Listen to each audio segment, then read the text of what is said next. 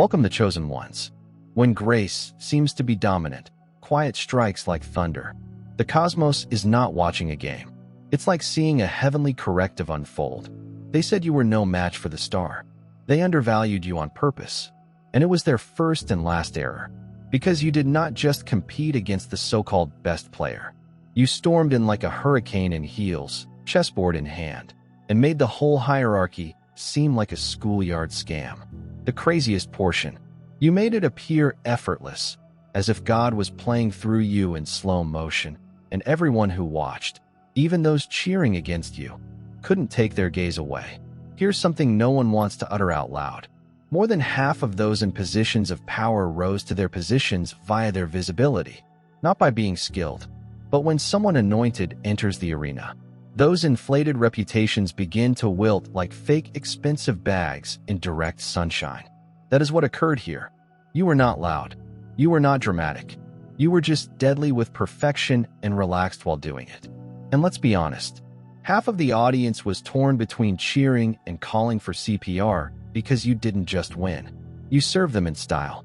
So let's look at what actually occurred when the chosen one strode into the limelight, sneered at the star player, and rewrote the whole freaking story without breaking a sweat. Ready? Let's get to it. Number 1, you did not just win. You debunked the notion of their brilliance. They portrayed that individual as untouchable, the great player and the golden kid. Before they entered the room, everyone murmured about it in astonishment. People talked as if their names were magic, as if no one could outshine them. They were not just promoted, they were revered. But then you came up, shattering the illusion. You did not merely defeat them. You debunked the notion of their brilliance. You made them think twice, then challenged everything they believed. Because the minute you walked into that place, all of the buzz about them began to appear ridiculous. Not because you were attempting to be spectacular, or because you said anything, but because your very presence was more powerful than their performance. They were accustomed to being the loudest in the room and receiving kudos for doing the absolute minimum. Their whole identity was based on being the one who could not be questioned. But you did not come to confront. You came to disclose. You revealed the truth that they were not the greatest. They were just the most heavily promoted. And when genuine skill, real energy, and true harmony arrived, the illusion couldn't last. That moment did not just shake them. It rocked the whole crowd. People who had previously applauded for them were now silent. I began changing. The mind began to rewire. Because if you could stroll in so quietly, so confidently, and light them up without breaking a sweat, then maybe the whole game was rigged from the beginning. Maybe they weren't the greatest. They were just the most apparent, the most protected, the most practiced. But you delivered genuine power, raw, undiluted, and unaffected. And the irony is that while they were acting, you were just being. And that distinction revealed a discrepancy between hype and reality. That's why it landed so hard. You did not destroy someone. You deconstructed a false system. You destroyed a dream that everyone else was too afraid to try. And now people do more than simply respect you. They reconsider what they thought they understood about the top. All because you didn't attempt to seize the crown. You just came in and made it apparent that it had never been theirs in the first place. Number 2, you did not come seeking blood. You came to collapse. False thrones. You did not come up to compete with anybody. You weren't looking at the scoreboard or pursuing applause. You weren't attempting to steal someone's seat. That wasn't your energy. What you chose to do was proper. People created a false picture of some people, particularly those who seemed to fit the role but never lived it. They made it seem as if this famous athlete was the pinnacle, the benchmark, the ceiling. People believed that because the package was loud, flashy, and used often enough to be persuasive. But as you walked in, everything changed. You did not push. You did not force. You just showed up in alignment. The truth did the rest. People began to see flaws in the personas they had previously praised. They saw the distinction between someone who was supported by public opinion and someone who wielded authority without the need for a spotlight. That is what you did. You altered the whole frequency without increasing your voice. They assumed this was a competition, but you were not there to outperform anybody. You were there to demonstrate what true alignment looks like, what sheer competence looks like, and what occurs when someone walks in grounded rather than gimmick. You didn't require 10 attempts or sophisticated methods to do it. You handled it in one go with ease, elegance, and precision. People seemed unprepared for the level of presence you brought. It was surgical. You did not insult or offend them. You did not need to. Your enthusiasm alone exposed the deception that the top player had been telling for so long.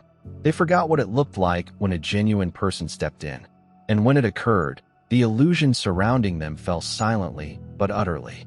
You fixed the narrative by just being yourself, nor competing for space, nor establishing your value, but just being the truth in a room full of performance. And now they see more than just you. They trust you since you didn't strive to improve. You were demonstrating that the whole setup was never founded on substance to begin with. You did not just win. You disrupted a whole system by being in your power. Number 3, they were famous. You had fire. They were famous. You had fire. That is the distinction that no one discusses. They were surrounded by admirers, sponsorships, and endless adulation. Their name rang out before they even entered the room. They had a platform for followers and a spotlight on lock. But you had something they couldn't fake. Borrower by divine fire. You possessed an unbreakable, unshakable energy inside you that was not influenced by your social standing. It comes from being formed under pressure. They've never experienced this kind of pressure before. They had a crowd. Crowds, however, are susceptible to deception. Fire cannot. When you stepped into the scene, your presence said volumes. They worked so hard to prove. They needed to perform in order to get recognized. You did not. Your presence alone disturbed the environment, diverted focus, and altered the tone of the whole room. That is the power of fire. It communicates without words. It burns through noise. People sensed that from the time you arrived. Their reputation was founded on repetition, with a narrative spoken long enough to be believed. But your passion was founded on revelation. Real moments, true grit, real depth. That's why, when the two of you stood side by side, the difference was clear. They seemed shiny. You seemed destined. They had branding. You had a mission. And no amount of public relations could disguise the reality that you were really severed from something. They were used to dominating the story. But fire does not care about appearances. It comes up and eats everything. False. That is what occurred. While they were basking in the limelight, your energy began revealing all of the areas where they were empty, not to embarrass them, but because your honesty accomplished what their image could not. You did not come for their fame. You arrived with fire, making their renown seem weak. People did not just watch you win. They saw you rise without having to ask for permission. And the reality is, they had everything working for them until you stepped in and demonstrated that fire always triumphs over celebrity. Because celebrity fades, but fire continues to burn long after the lights go off. Number 4, you were not competing. You were correcting the story. They assumed you were there to compete, show yourself, and confront the so-called top dog. But it was not your objective at all. You didn't come in and say, "Look at me. I'm better." You intervened to say, "Let us set the record straight." You weren't performing for accolades. You were demonstrating how far off course the story had become, because somewhere along the way, hype began to replace fact, and people began confusing noise for authority. You came to bring things back to reality. You didn't operate from ego, which baffled them. They're used to individuals fighting for attention, chasing titles, seeking affirmation, and selling watered-down versions of themselves in order to be recognized. But you moved differently. You did not care about the applause. You cared about the alignment. You were there to fix what had been distorted, what had been erroneously exalted and protected by manufactured narratives. They misinterpreted your calmness for weakness. They saw your quiet as insecurity. But you were studying, listening, and seeing how deep the truth had been buried behind preference, power, and charm. And when the moment came, you did not lash out. You performed with accuracy, composure, and a calm assurance that echoed louder than arrogance ever could. Your performance was not motivated by the desire to win. It was a prophetic restart. You were correcting something larger than an individual. You were questioning an untruth that had previously been regarded as gospel. And your movements were not showy. It was clean. It was evident. It was a statement without any yelling. They will describe the tale as if you appeared out of nowhere. But the reality is, you were always supposed to be the one to tell what was true. They had propaganda. You had to prophesy. And prophecy does not need promotion. It just appears, accomplishes its thing, and leaves the room shocked. And this is precisely what occurred. You did not steal the spotlight. You brought it back to the truth. Number 5. You didn't win because you worked harder. You won because you didn't pretend. You didn't win because you worked harder. You weren't up all night planning how to outshine everyone. You weren't obsessed with methods or attempting to charm your way into approval. That is what they were doing. That is what they have always done. Practice walking. Memorize the speech. Play the role. Their whole demeanor was stage-worthy, meticulously orchestrated, polished, and hollow below. But you arrived already. Whole. That was a game changer. They were busy appearing to be strong. You just were. You were not attempting to sell a photograph. You weren't faking confidence or emulating accomplishment. You stepped in like someone who has lived the tale, not someone attempting to fake the highlight reel and insane portion. That alone was enough to shatter the illusion around them. They were attempting to seem impressive. You were embodying something genuine, steady, and unaffected by performance. They were rehearsing charisma, charm, and confidence like a costume. But your presence was not rehearsed. It was earned. People could immediately sense the change. You did not talk louder, but your intensity was felt more deeply. You did not go quicker, but your steps carried weight. That is what shook them. The fact is that truth does not have to shout. It does not need to sweat. It does not even need to strive hard. When it's genuine, it lands. It settles in people's spirits. It creates sounds without a microphone. That's why everything you did seemed so light. Because it was not forced. It was flowing, and true city always seems natural when compared to performance. And the contrast, it revealed them more than any debate ever could. They were struggling. Were you gliding? Not because you were superior. Because you're correct. You did not win by fighting harder. You won because you were the only one in the room who didn't fake. And when the truth comes out, all of that artificial confidence and authority crumbles on its own. Number 6. You hit them silently, yet they yelled the loudest. You never needed to say much. You did not do the most. You did not go online to drop hidden messages or hurl shade. You did not ask others to notice or applaud you. You just showed up, completed the necessary tasks, and let the outcomes speak for themselves. And that's precisely what shook them. You did not come for validation. You arrived with substance. And when someone moves with substance, they do not need noise. But the moment the game changed, the stillness that followed your victory was too much for them. That quiet had weight. That quiet said it was finished. That stillness indicated that there is a new norm. They couldn't take it. So they panicked. They scrambled. Suddenly, those who were formerly cool, collected, and smug transformed into a full-fledged PR machine, trying to maintain an image that couldn't compete with the facts. While you remained cool, they were making phone calls, explaining things, spinning tales, and attempting to soften your victory by convincing others that what had occurred was not as serious as it seemed. But everyone witnessed it. Everybody felt it. The transition had already happened. The reality had already taken root. There is no spin cycle powerful enough to clear it up. That is the irony. You didn't even attempt to expose them. Nonetheless, your presence did. You haven't thrown dirt yet. They seem dirty. You did not make any accusations against them. But how they responded. I told them. That is how genuine power works. It does not need to be loud. It does not need to beg. It's not even necessary to explain. It just steps in, holds space, and allows everything to fall apart on its own. They are now really loud. Now they're on the defense. Now they're blaming everything except the truth.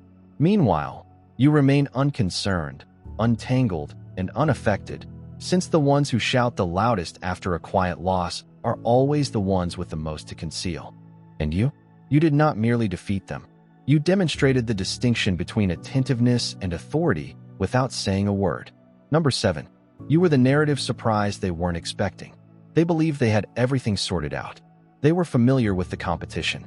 They were aware of the constant threats. They had examined everyone. They regarded a legitimate opponent. But they never saw you coming because, in their opinion, you weren't worth watching. You didn't seem like the issue. You did not fit the mold. You did not arrive with a lot of fanfare or a group of people drumming you up. So they intentionally disregarded you. And that is precisely why you became the narrative twist. They would never be ready for it. You were not on their radar because you didn't strive to be. You were concentrating on your task. You weren't looking for clout, recognition, or clapbacks. You were not there to compete on their terms. You were moving in divine accord. They were busy practicing maneuvers for the persons they believed would test them, but you were not a challenger. You represented a transition, a complete reset. A key was concealed. God slipped into the gaming board as they were staring at each other. Then it happened. You stepped in, not loud, not dramatic, but fully engaged. And with that, the entire energy changed. The game was no longer the same, because you didn't follow their rules. You flipped the entire system. They weren't sure how to react. Their confidence began to crack. Their approach began to collapse because the one person they had not prepared for was the one who ruined all they believed they could manage. What confused them the most was how simple you made it look. You were not sweating. You were not rattled. You moved as if you'd already seen the finale. In a sense, you did. Because when you're going with purpose, you don't have to plan every step. You become the mover. They were ready to battle. What they received was a surprise. And now they're faced with the realization that the game they were attempting to win has already been redefined, not by someone they feared, but by someone they overlooked. You were more than simply a narrative twist. You were the true tale, and now they have to catch up or fall behind. Number 8, you didn't just take their place. You seized the spotlight. They imagined that if they ever fell, everything would just fade to dark, the spotlight would switch off, the commotion would subside, and everyone would forget. What they weren't expecting was you. They assumed you were just there for a short time, a background player. But when they tripped and you went forward, you didn't just take their place, you were the whole show. This wasn't just about outperforming them. You didn't just replace them. You outperformed them in ways that no one expected. You moved the whole energy. You didn't just fill a void. You started a movement. People who were before yelling their names were now attracted to you. That wasn't because you asked for attention. It's because your presence helped them feel something genuine, something they hadn't experienced in a long time. Authenticity. They used to be the focus of every discussion. The one that everyone had been watching was quoted. However, after your light touched the stage, their performance resembled a cheap repeat. You were not attempting to be a spectacle. However, reality has a way of stealing the show without trying. And that is what occurred. The audience changed not out of disloyalty, but due to revelation. What surprised them the most was that you weren't even searching for the spotlight. You weren't seeking acclaim. You were just doing what you were meant to do. And that alone caused everyone else to halt. You were not loud, but you were memorable. You were not compelled, but you were unmistakable. And now those who used to sing their names can't stop talking about you. I am studying you. I am quoting you. Observing your movements. That is the power of divine timing. You did not steal the spotlight. It transferred to you organically. Not because you forced someone out, but because you went in with a greater purpose. And now they are coping with more than simply a loss. They're grappling with the reality that you become the main event despite never auditioning. Number 9, you exposed the image industry. Everything changed in a single minute. Not the game itself, but how it is perceived. Because you accomplished more than merely outperform someone. You have exposed the system. They were held up by the whole machine behind them. Followers used phony grins, tailored posts, and scripted charm. Yet everything began to seem hollow. The truth struck like a silent explosion.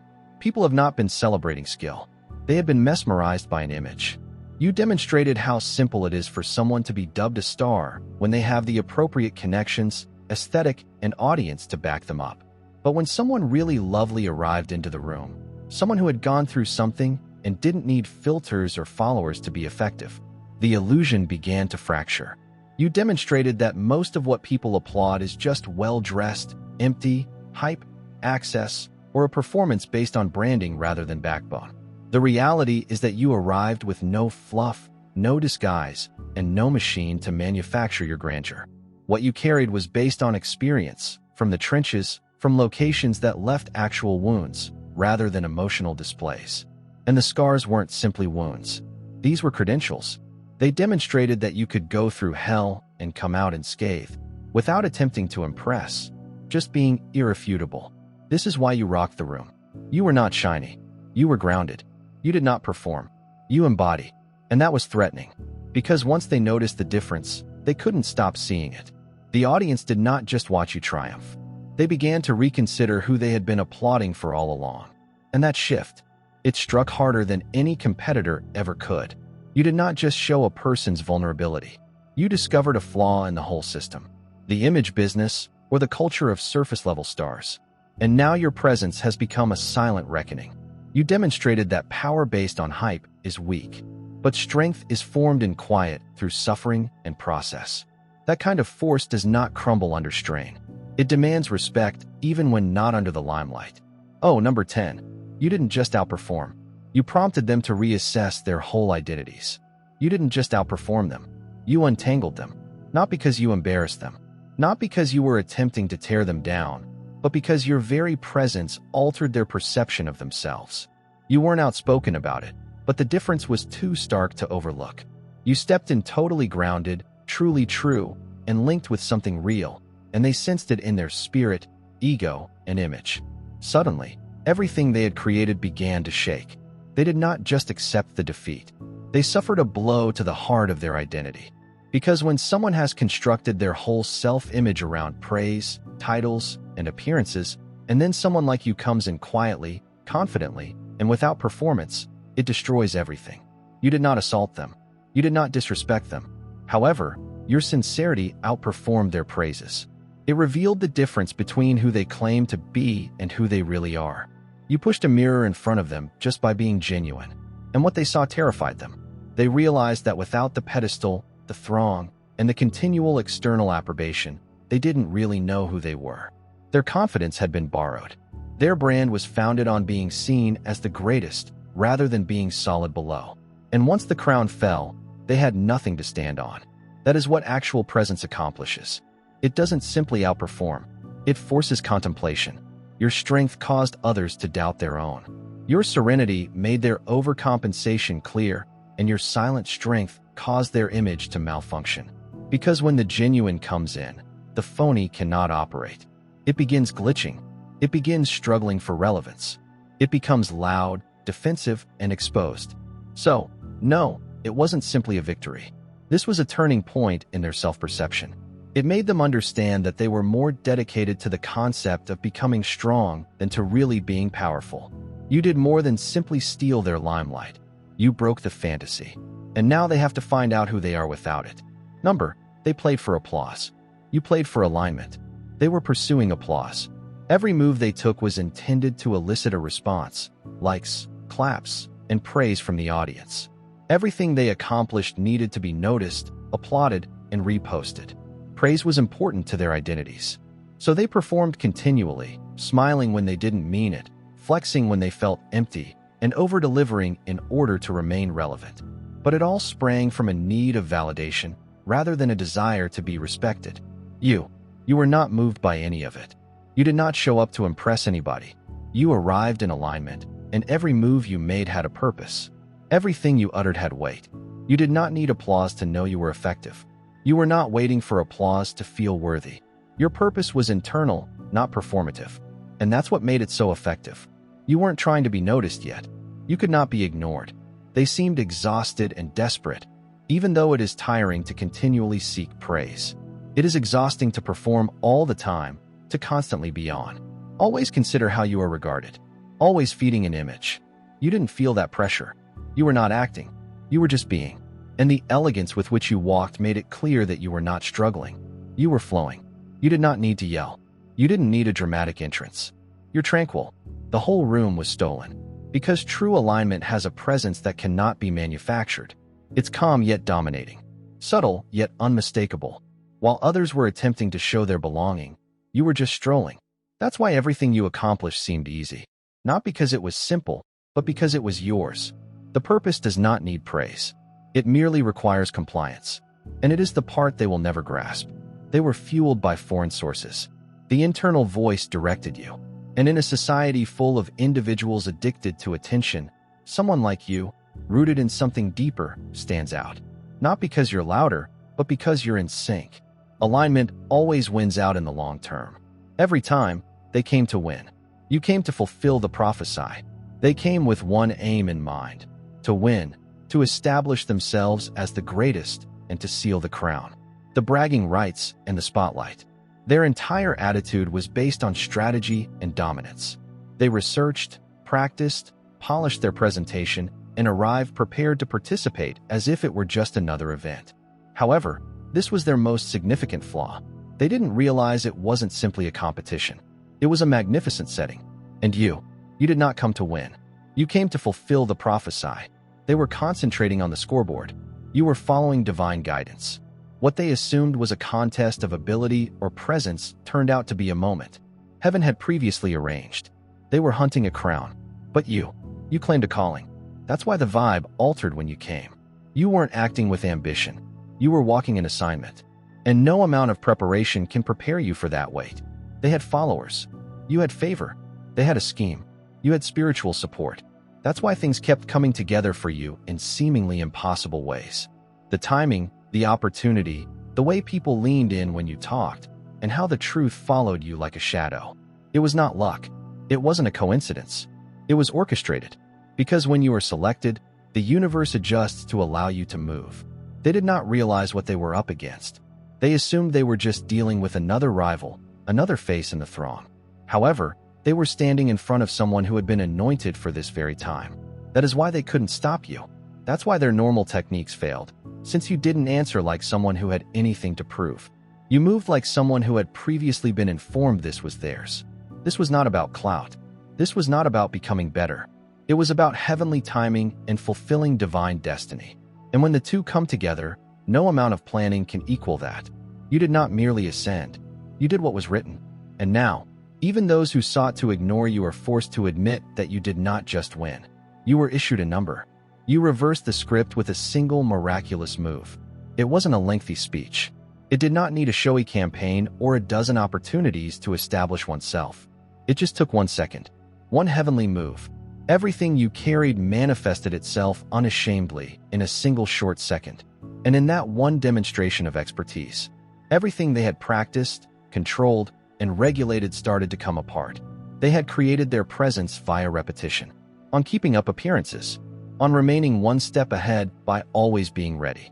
However, what you provided couldn't be practiced. It was not strategic. It was spiritual. You were not calculating a victory. You were unleashing something real.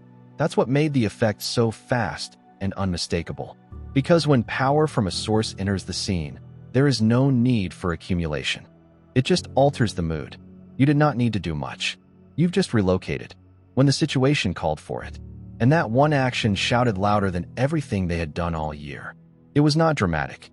It wasn't even loud, yet it was clearly heavenly. That is the difference. You weren't operating under human timing or pressure. You were in harmony with something far larger. And when you moved in obedience, the outcomes did the talking for you. They felt they had more time and control. They were playing chess, and you were aligning with a power that controls the whole board. They had a plan, but heaven had a purpose. And your arrival wasn't only surprising. It was disruptive in the most holy sense. What they believed would be unusual developed into a full-fledged revelation. All because you took one step from a position of clarity, conviction, and calling. That is what shook them. It wasn't that you defeated them in a lengthy, drawn-out battle. It's that you stepped in, accomplished what was necessary, and walked away with the room permanently transformed. There are no games or striving. Only pure, perfect performance. You did not change the script to steal the moment. You reversed it since the previous one was never written for accuracy, and the story no longer revolves around them. It concentrates around what that one moment revealed about you. A number. What you performed was not taught, thus it cannot be reproduced. It was born. They are now watching you, analyzing you, attempting to decipher the formula, how you moved, talked, and conveyed something so flawlessly without flinching. They are collecting notes, reviewing footage, and attempting to replicate your intensity, timing, and tone in order to duplicate your effect. But they don't realize you weren't executing a skill. You were relinquishing something holy. What occurred in you cannot be taught because it was not learned. It was born. You did not come with a blueprint. You did not follow a script. That moment was not the result of combining skill and technique. It sprang from something deeper, something created through stillness, anguish, discovery, and surrender. It originated from nights that nobody witnessed. You fought conflicts alone, from insight that cannot be found in books. Alternatively, you might copy someone else's movements. That's why it seems easy, because it comes from embodiment rather than rehearsing. They are attempting to reverse engineer what cannot be copied.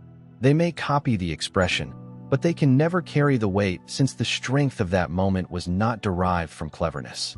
It resulted from a call.